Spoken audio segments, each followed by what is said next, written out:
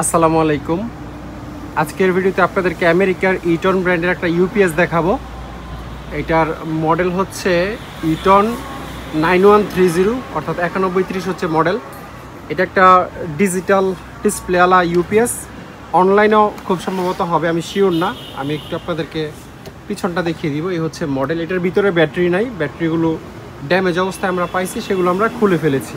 তো যারা নেবেন তারা অবশ্যই 8টা 12 ভোল্টের 7 এম্পিয়ারের ব্যাটারি ইনস্টল করে নিতে হবে, তারপর এটা ব্যবহার করতে পারবেন। তার আগে হয়তো পারবেন না। একটু পিছনের সাইডটা আপনাদেরকে দেখাই দিই।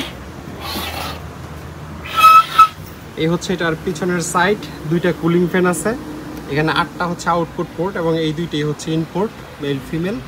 আর এখান থেকে 96 ভোল্ট ইনপুট, এক্সটার্নাল ইনপুটের একটা ব্যবস্থা আছে। মানে 8টা ব্যাটারি বাইরে রেখেও আপনারা এখান দিয়ে প্লাস মাইনাস বা পজিটিভ নেগেটিভ করে ইনপুট দিতে পারবেন।